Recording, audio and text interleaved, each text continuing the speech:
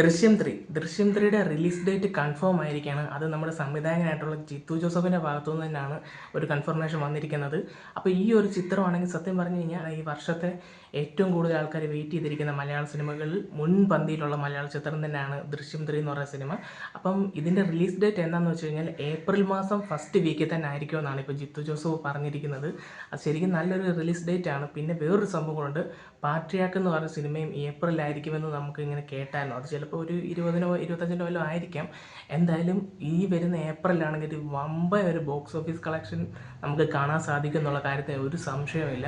പിന്നെ ജിത്തു ജോസഫ് വേറൊരു കാര്യം കൂടെ പറഞ്ഞിട്ടുണ്ട്, ഫസ്റ്റിനെ ബേസ് ചെയ്തുള്ള കുറച്ച് കണക്റ്റഡ് ആയിട്ടുള്ള രീതിക്കത്തെ അന്വേഷണവും കാര്യങ്ങളും ഒക്കെ ആയിരിക്കും പാർട്ട് 3-ലെന്നാണ് അവർ പറയുന്നത്. എന്തായാലും ഈ ഒരു ചിത്രം ഉറപ്പായിട്ടും നമ്മുടെ മലയാള ഇൻഡസ്ട്രി ആണെങ്കിൽ പിന്നെയും ഒന്ന് ലാലേട്ടൻ പിടിച്ച് കുലുക്കും എന്നുള്ള കാര്യത്തിന് ഒരു ഡൗട്ടും ഇല്ല.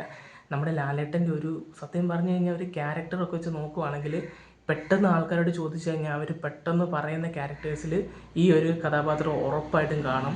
അതുമാതിരി ഒരു ക്യാരക്ടറാണ് ജോർജ് കുട്ടി എന്ന് പറഞ്ഞൊരു ക്യാരക്ടർ. ആ ഒരു ക്യാരക്ടർ അദ്ദേഹം ചെയ്തു വെച്ചേക്കുന്ന രീതിയാണെങ്കിലും ഒക്കെ വേറെ ആർക്കും തൊടാൻ പറ്റാത്ത ഒരു രീതിക്കാണ് ചെയ്തു വെച്ചിരിക്കുന്നത്. മറ്റ് പല ഭാഷകളിലും ആണെങ്കിൽ ഇത് റീമേക്ക് ചെയ്തിട്ടുണ്ട്, എന്നിട്ടും പുള്ളി ചെയ്തൊരു ലെവലിൽ ചെയ്തു വെക്കാൻ ആർക്കും സാധിച്ചിട്ടില്ല. അത് തന്നെയാണ് ബാക്കിയുള്ളവരിൽ നിന്ന് പുള്ളിയെ ഒരു വ്യത്യസ്തനാക്കുന്നത്. എന്തായാലും ജോർജ് കുട്ടിയുടെ ആ ഒരു മൂന്നാമത്തെ വരവിന് വേണ്ടി നമ്മൾ കാത്തിരിക്കുകയാണ്. ആ ഒരു വരവ് പൊലിപ്പിക്കുക എന്നുള്ള കാര്യത്തിൽ ഒരു ഡൗട്ടും ഇല്ല. വീണ്ടും പോലീസുകാരെയൊക്കെ ജോർജ് കുട്ടി മണ്ടനാക്കുമോ അതോ ജോർജ് കുട്ടി കുടുങ്ങുമോ ഇല്ലയോ എന്നുള്ളതൊക്കെ നമുക്ക് തേർഡ് പാർട്ടി കാണാം.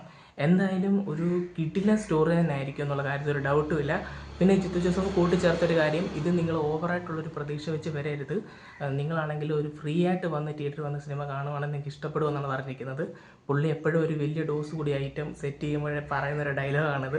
അതുകൊണ്ട് നമ്മൾ ആ ഒരു രീതിക്ക് ഇരുന്നിട്ട് പോവുകയാണെങ്കിൽ ഉറപ്പായിട്ടും നല്ല രീതിക്ക് സർപ്രൈസ് ആവും. ഫ്രീ ആയിട്ട് തന്നെ തിയേറ്ററിൽ പോകാം. അദ്ദേഹം പറഞ്ഞ പോലെ തന്നെ എങ്കിലും നമ്മുടെ മൈൻഡിലൊരു ഹൈപ്പ് വരും. സിനിമ സത്യം പറഞ്ഞു കഴിഞ്ഞാൽ 2026-ലെ ബിഗ്ഗസ്റ്റ് ബ്ലോക്ക് ബസ്റ്റർ അല്ലെങ്കിൽ ബിഗ്ഗസ്റ്റ് ഇൻഡസ്ട്രി ഹിറ്റ് ആകുമെന്നുള്ള കാര്യത്തിന് ഒരു ഡൗട്ടും ഇല്ല.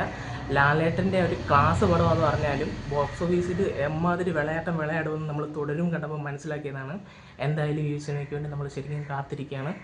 എനിക്ക് തോന്നിയ ഒരു സിനിമ ഏപ്രിൽ 2-ാം തീയതി ആയിരിക്കും പുറത്ത് വരുന്നതെന്ന് എൻ്റെ മൈൻഡ് ഇങ്ങനെ തോന്നുന്നുണ്ട്. നിങ്ങൾ ഈ ഒരു സിനിമ കാണാൻ എത്രത്തോളം വെയിറ്റ് ചെയ്തിരിക്കുന്നുള്ളത് നിങ്ങൾ കമൻറ്റ് ചെയ്യുക. പിന്നെ ദൃശ്യം 1 ആണോ 2 ആണോ നിങ്ങൾക്ക് ഏറ്റവും കൂടുതൽ ഇഷ്ടപ്പെട്ടതെന്നുള്ളത് നിങ്ങൾ കമൻറ്റ് ചെയ്യുക. അപ്പം നമ്മുടെ ഇന്നത്തെ വീഡിയോ ഇത്രയൊക്കെ ഉള്ളൂ. ബൈ.